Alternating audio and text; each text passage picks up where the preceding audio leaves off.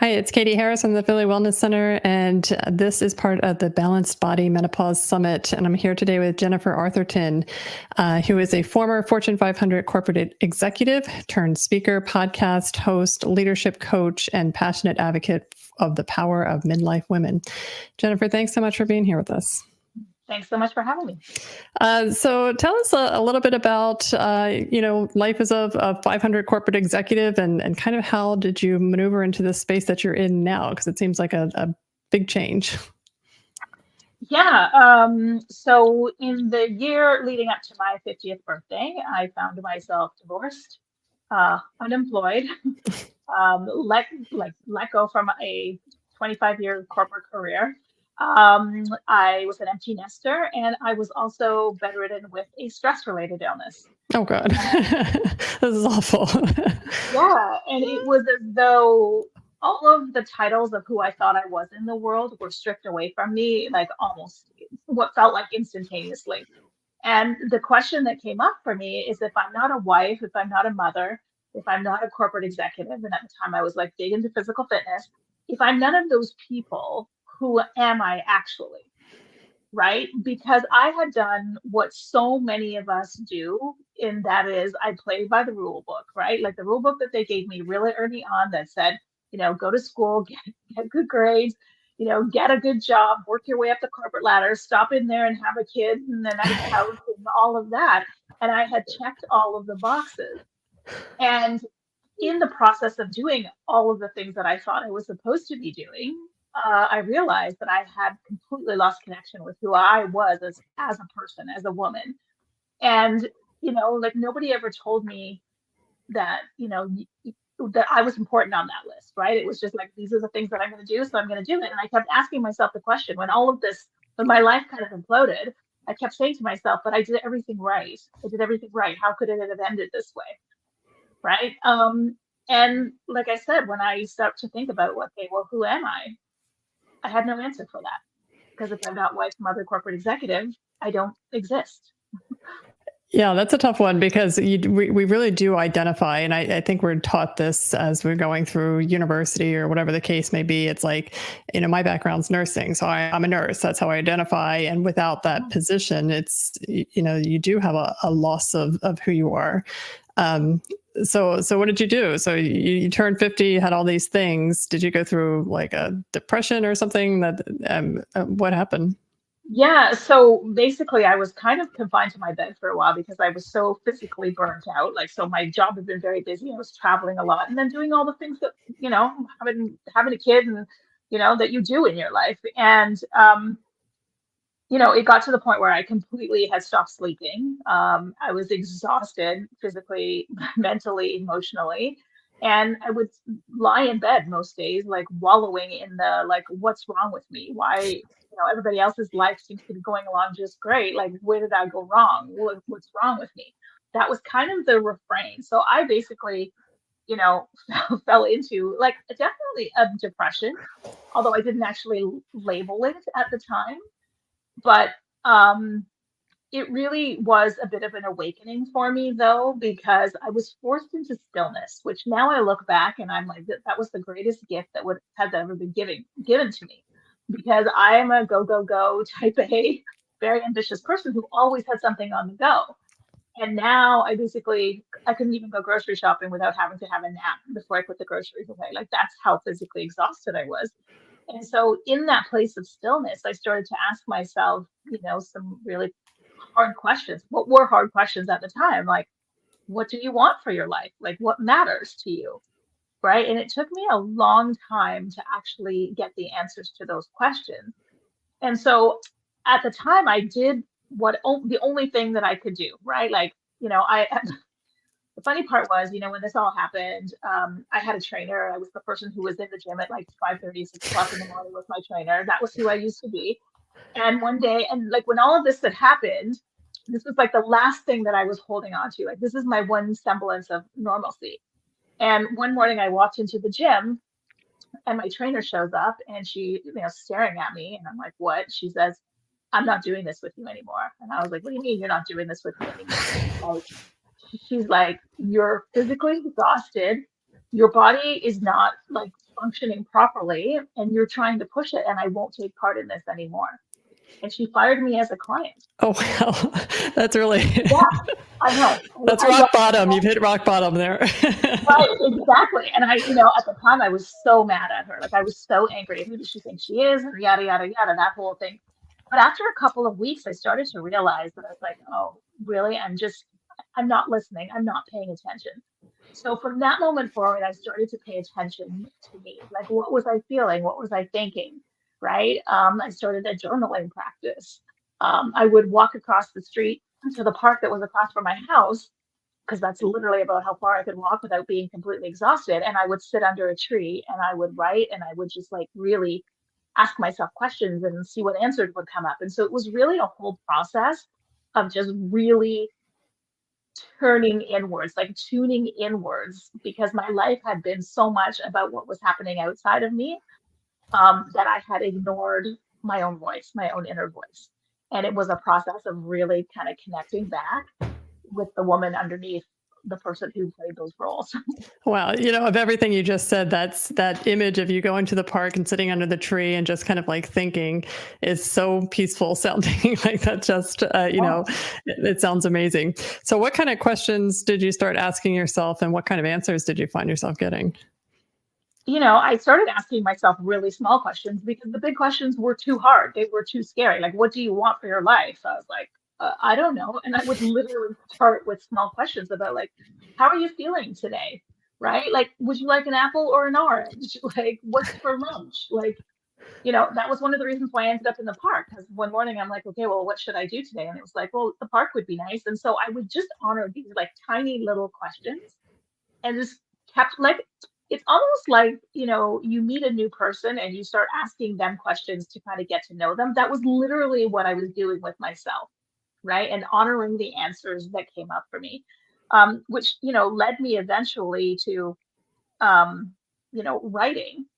So I had kind of started a journaling practice, but it was like try writing, write something. And I was like, but I'm not a writer. I do strategy decks, right? Like, I'm not a writer. And I thought, I'm just going to try my hand at it. And I started writing about my own experience, which turned into the Old Chicks No Shit blog, right? And I remember the first time I published a blog with my thoughts about the experience that I was having, right? And questioning everything in my life. I published it on Instagram and I had to sit on my hands for 3 days to not go back and delete it because I was like, what are you doing? Why are you putting all of your crap out into the world for everyone to see? Like, why are you doing this? Right. But what happened was I started to realize that what I thought was just a me problem was more of a we problem. And that there were all of these women who are, in the same stage of life, maybe hadn't had quite the dramatic experience that I had, but were still asking themselves the same questions. And that was the starting for me to start to realize that I'm like, oh, okay, this is something bigger than just me. This is it really is a rite of passage into this time of life where we start to question everything that we're doing, like what's making me happy, what's not making me happy, what's working, what's serving me, like all of those questions. And that's what we're supposed to be doing at that chapter of our life. Yeah, absolutely. And I mean, that took a lot of courage to put that out on Instagram. Yeah, that's, and it took a lot of willpower not to go back and delete it. So, and I'm sure that was, I mean, would you consider that a fork in the road for you that you put it out there, you allowed people to connect with you, and then other things were able to open up for you? Yeah, that really was a turning point for me because previous to that, and much like many women, right? I had been the person who's like, I got this all under control, never let them see you sweat, never let. I mean, I went through a whole divorce and I didn't tell a single solitary person in my office what was happening in Oh my my life. God. I didn't want anybody to think that I wasn't capable of managing my own life, right? Until, I one day ended up crying in front of the president of our company unexpectedly, right? But that was it. And even I remember very clearly being at a party with a friend of mine, and she said to me, wow, you make divorce look so easy. And it stuck with me because at the time I was like, oh my goodness, like I am literally crushed inside, like I am crumbling.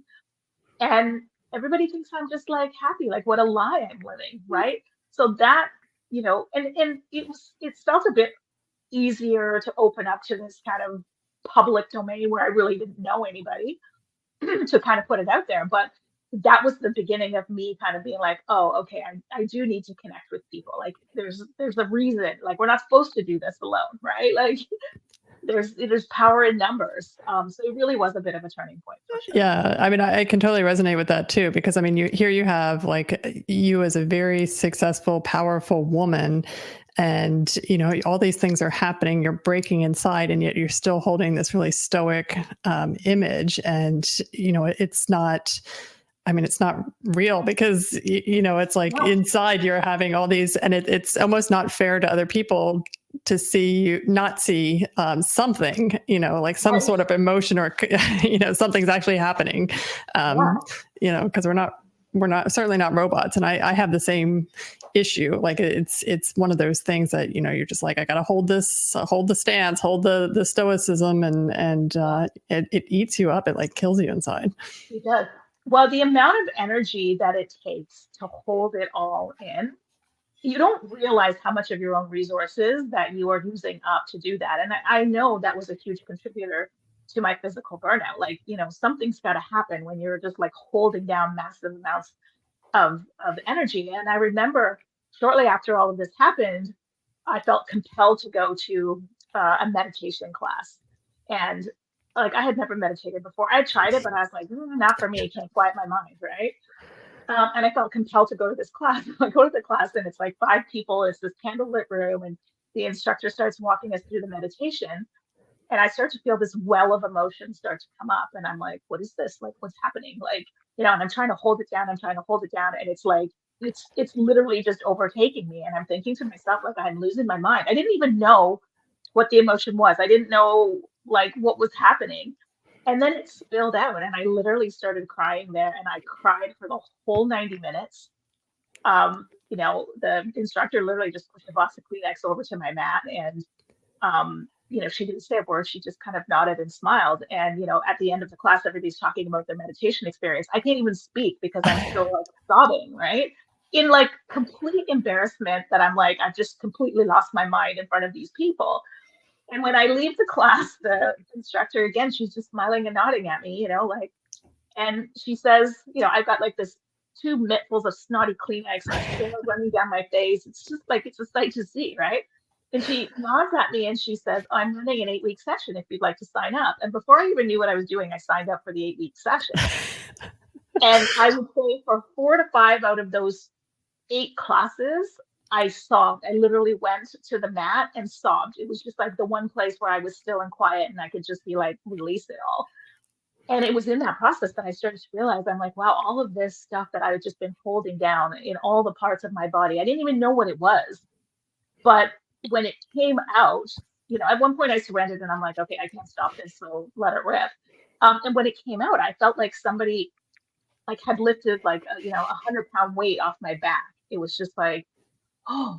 And then in that space, I felt this like openness. And that's when I really started to consider, okay, what's next? Like, where are you going from here? And I had space to actually entertain possibility. Because before that, I couldn't see any possibility. Like I thought it was the beginning of the end for me. Like, that's it, right? Yeah. It opened the door to possibility, which was, again, a huge gift. Yeah, I love that. I mean, you were so disconnected from your feelings and had, that wall up and whatever it was in the meditation that allowed it to come down. And I'm so impressed by that meditation leader that she just allowed you to that space. Cause that was, I mean, she could have been like, oh, what's wrong? I'm so sorry. Why don't you take off or whatever? But she knew better that you needed that time. Yeah, exactly. Yeah, again, a true gift, and I'm so grateful. And the funny thing was, I had a conversation with her after that, and she's like, "I wasn't even supposed to be teaching that class. I ended up stopping the last minute for another teacher," and I was just like, "Divine intervention. It was meant to be." Yeah, I was going to say, I don't believe in coincidences anymore. It's like one of those things that the universe gave you what you needed. It gave you the space. It gave you the right teacher. And you have to go through grief because it will manifest itself physically as well as, and you had said you had some, did you say autoimmune or did you have just like a sickness or from all the stress? Yeah, I mean, basically, I had adrenal issues, complete fatigue, burnout, like whatever you want to call it. But I just was not functioning. Yeah.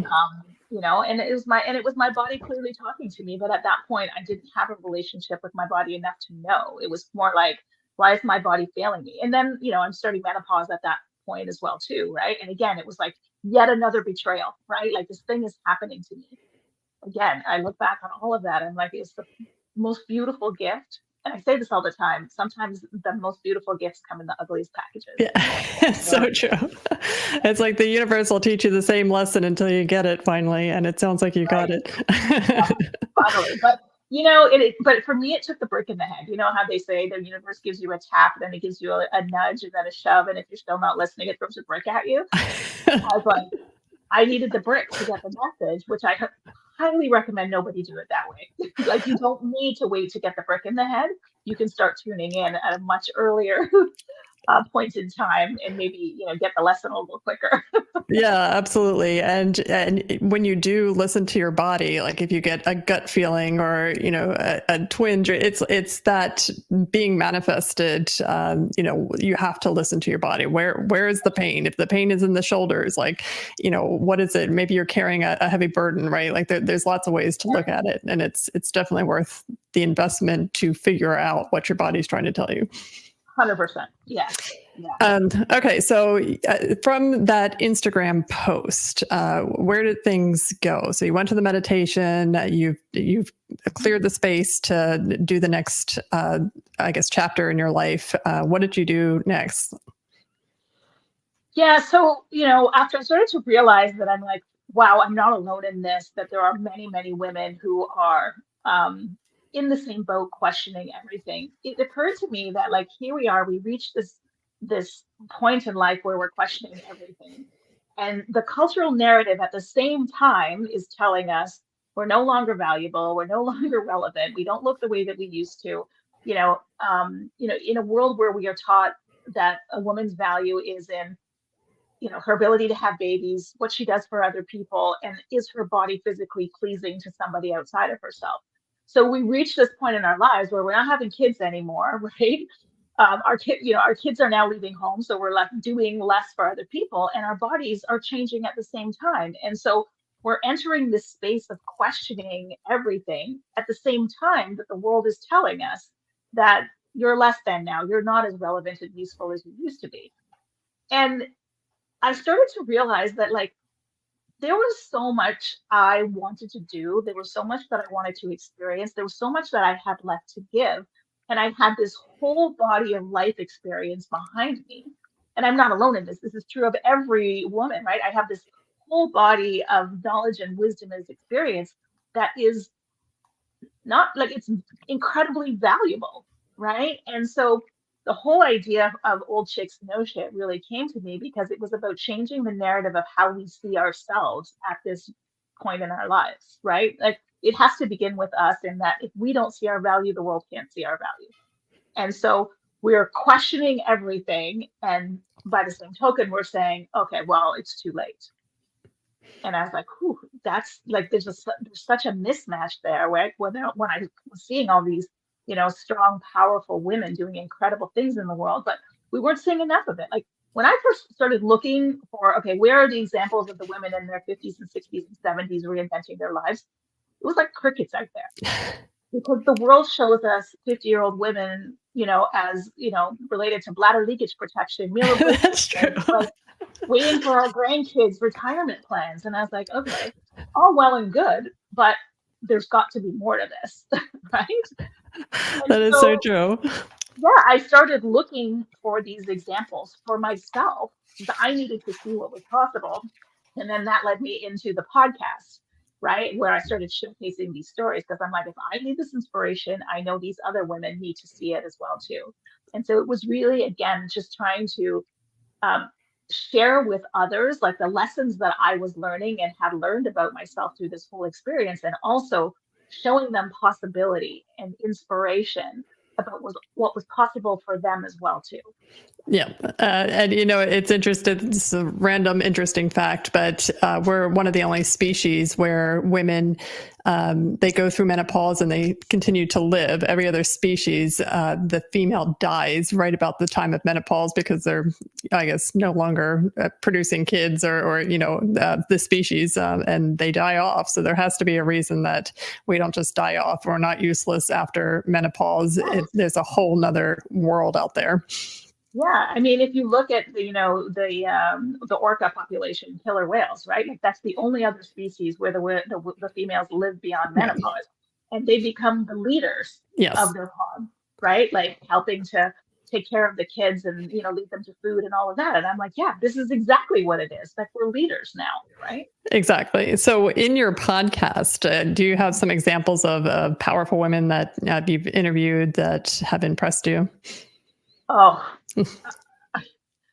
I've done like probably 150 Oh, episodes wow. so far, and I, I'm so impressed by all of them because every conversation opens up another door for me in my own brain about possibility. Like, one of the ones that comes to mind is a woman by the name of Melissa Davey, who was a executive in the insurance industry. Started, I think she got to about 65, where she, was like, became very aware of how much time had passed and how much she had left. And she always had this passion for film, growing up. And she decided to quit her corporate job and dedicate, the next chapter of her life to becoming a filmmaker. And she's now released 3 films, I think. They're all incredible films, but she like had to learn, and she had never made a film before in her life, knew nothing about how to do it, but always had this passion for it.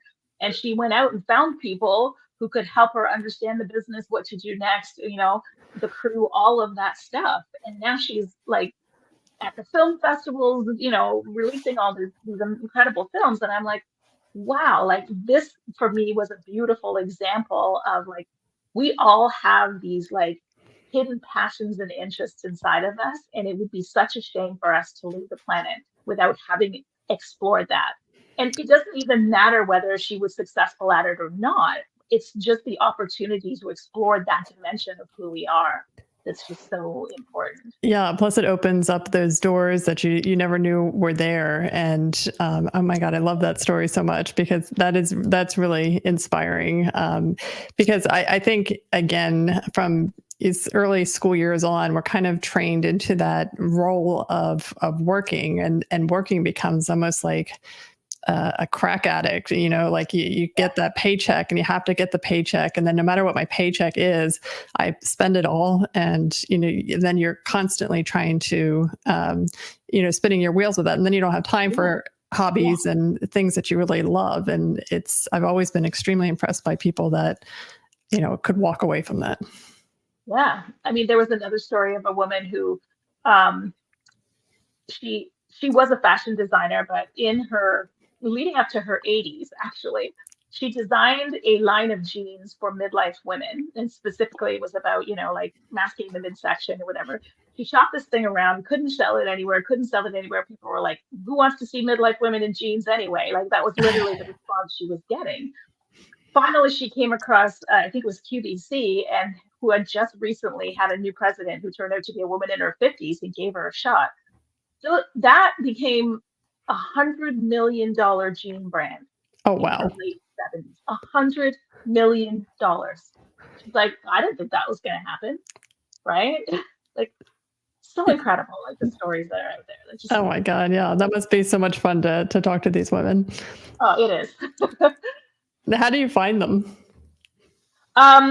I do a lot of research, and now where I am in my podcast journey, I have a lot of people either recommending people to me or people sending me pitches on their own.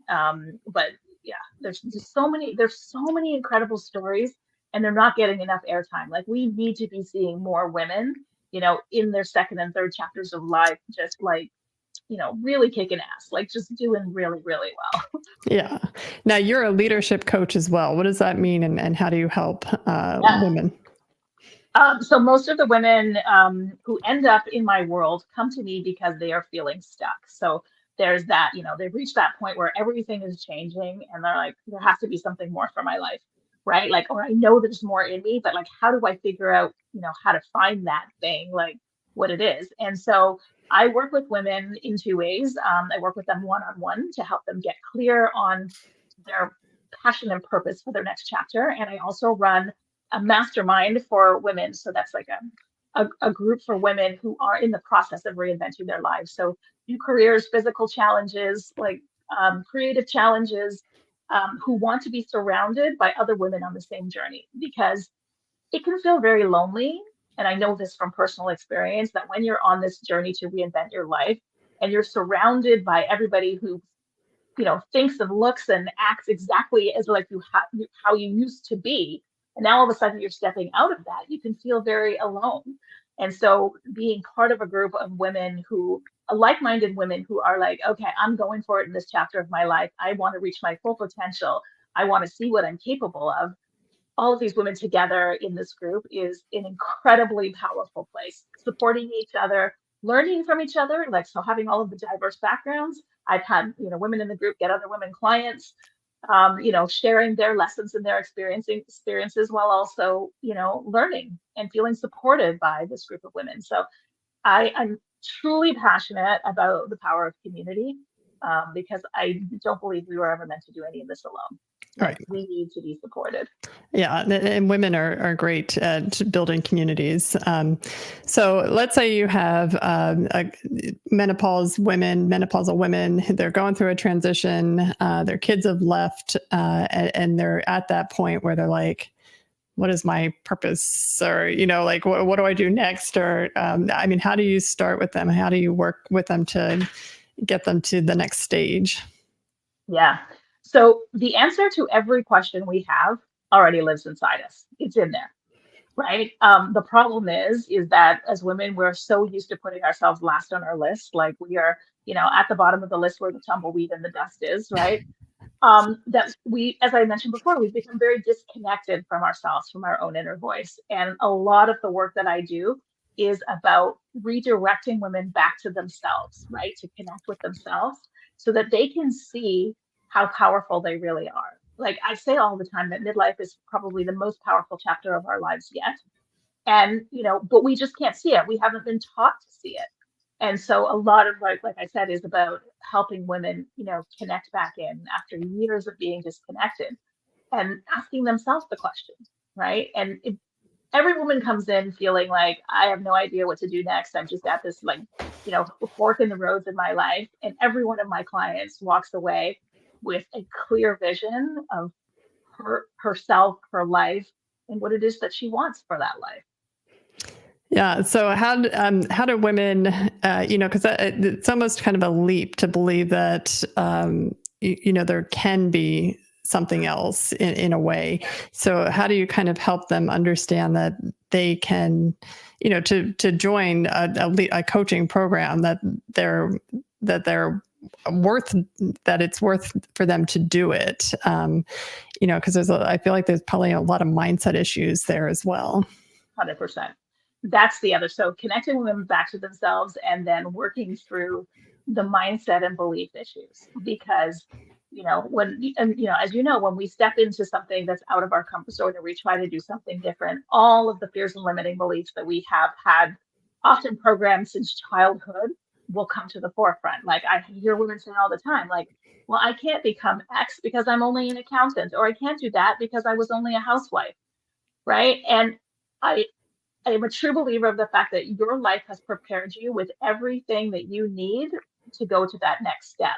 And one of the things that I have the women in my in the Maven Collective Mastermind group do is create a badass list. And that badass list is a list of all of the things that you have done, you've accomplished, obstacles that you've overcome, like lessons learned, all of this, right? And we tend to discount our own experience. But when you put it on paper, all of a sudden you're like, wow, look at this. And then you start to see the through line of the experience. And everybody who comes to me and says, I'm stuck, I don't know what's next, there is something inside of it. I just help them move some furniture out of the way. And then they'll be like, oh yeah, I've always wanted to. And this is what it'll be like, yeah, I've always had this desire to do, but, and then they'll list 59 reasons why. Yeah. they're not qualified or they can't or whatever. And then I'm like, okay, rewind. Let's go back to that I'd always loved to, because that is the beginning of that seed. Maybe it's not that exact thing, but there's something about that thing that is calling you.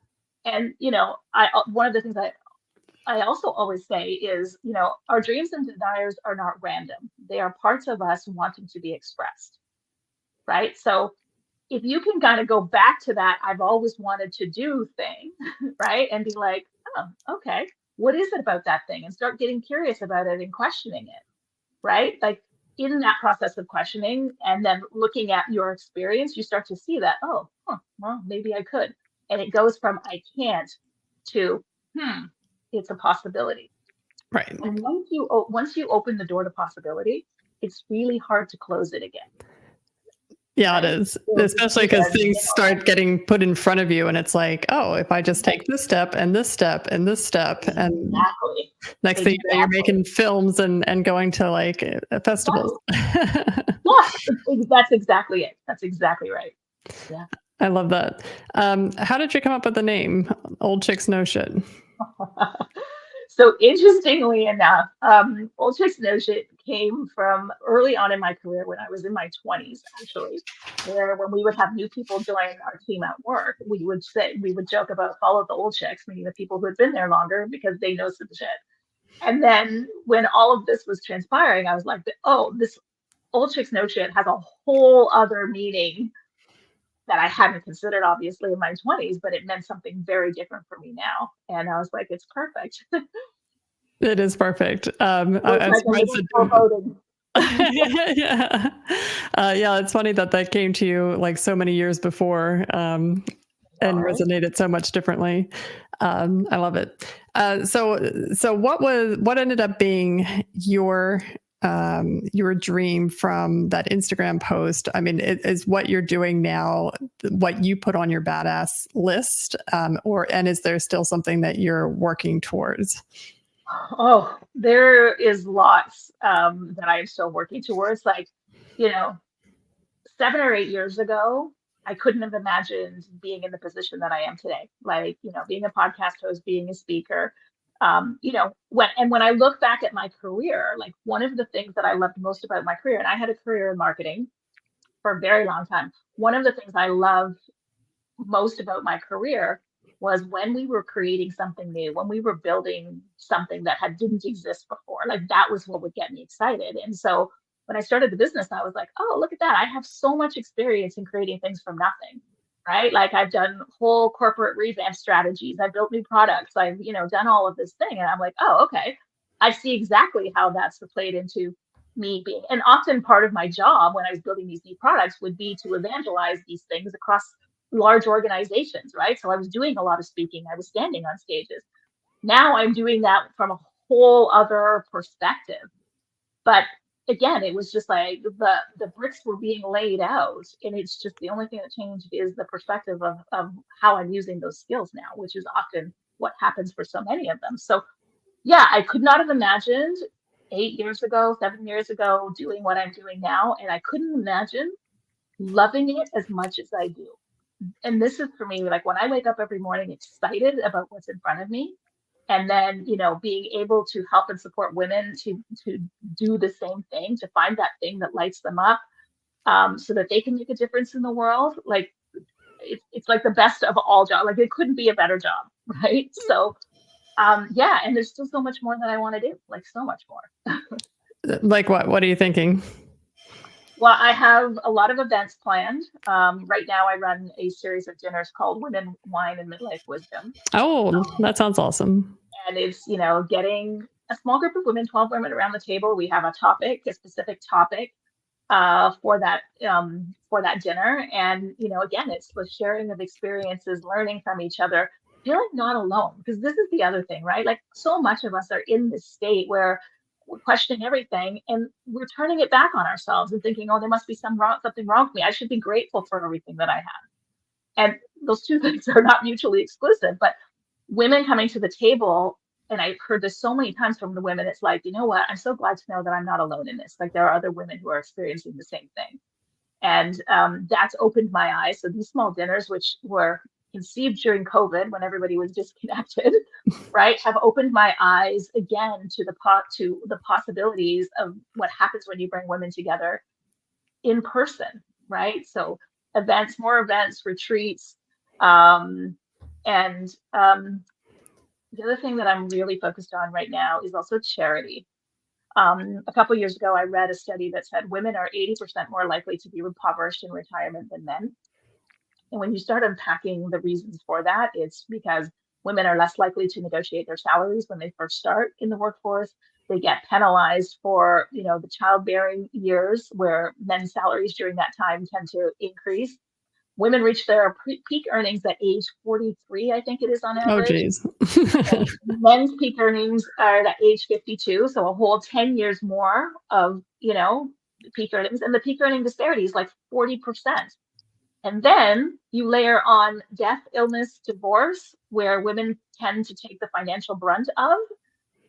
Women are falling behind. And there are many women who would love to be able to, retrain, get coaching, do whatever to be able to, find their passion, feel, like they're, have a purpose in life. But it's hard to do that if you can't put a roof over your head or buy food or any of those kinds of things. So scholarships for women who want to either retrain or I'm thinking about a little coaching panel that would be charitable. I don't know. It's all up in the air right now. So you would run that charity yourself. That charity doesn't exist right now, right? Like it does not exist. No. Okay. Oh, I love that. Yeah. I mean, that really goes with that theme of, once you turn 50 or 60 or whatever the case may be, you're not useless anymore. There's a whole nother, and women live longer too. So you got another, 20, 30 years, and you don't want to just sit around and do nothing, like really dive into your passion. Well, that was one of the big ideas that also kind of flipped the switch for me. Is like I was at 50, lying in my bed, staring at the ceiling, going, "What's wrong with me?" And then one day I woke up and I realized, wait a minute, I have like 30, maybe 40 years ahead of me, and I'm like, am I really just going to sit around and do nothing, like close to the finish line for 40 years? Like that's absurd, right? And I was like, and when you think about it, this is actually the longest chapter of our lives yet. Like if you think about, pre-marriage, raising kids and families. And now this chapter, it's the longest one yet. And I was like, I get to choose what I want for this one, right? Like I didn't make conscious choices. I followed the script, but this time I'm going to do it on my terms. And it's going to be what feels good and important for me. Right. And there's something too about, and I don't know what it is about menopause, but you become a little bit more bolder and more like, I'm not going to put up with this shit, stop dismissing me or pushing me off. Like we need to deal with this. There's something about it that, and I know just from myself, what I would have accepted in my 20s and 30s and maybe even 40s. Now I'm just like, no, we're not playing this game. Well, and I love that because menopause is actually a gift, because when we're in this process where everything in our bodies are changing, our tolerance for things that are not aligned with us becomes like pretty tiny. It's like I'm not sleeping, I'm irritable, right? I can't put up with things that I used to. So it's really like a little bit of a pattern interrupt, right? Because again, our ability to be able to give to everybody around us is like now not as robust as it used to be, right? Like, the changes are not benign, right? And so now all of a sudden we start thinking about, okay, it's my turn, right? And that pattern interrupt of menopause is like a really important turning point for us to be like, oh yeah, this is about me now. Yeah. And those first 25 years, you're really kind of like, your parents taking care of you. You're just kind of getting your feet wet. And then when you think of past 40, like you said, or past 50, like you said, having 40 more years, but those are prime years. Like, so much, and you have, the courage to do things, and you have all this experience. I mean, it's such a powerful time, and it's like the moment we need to really wake up. Yeah, exactly. I love it. All right, Jennifer. Well, thank you so much for sharing all of this with us. This is amazing. I love this conversation. If the women want to get in touch with you, listen to your podcast, maybe join one of your coaching programs, where do they go and how do they find you? Yeah, so you can find me on all of the socials, so Facebook, Instagram, at Old Chicks Know Shit. So that's KNOW shit.com. I love that. And that's also my website, and you'll find all of the information on that. And the podcast is also of the same name. So Old Chicks Know Shit. You can find it on all of your favorite podcast platforms. Awesome. Thank you so much for joining us. Thank you so much for having me.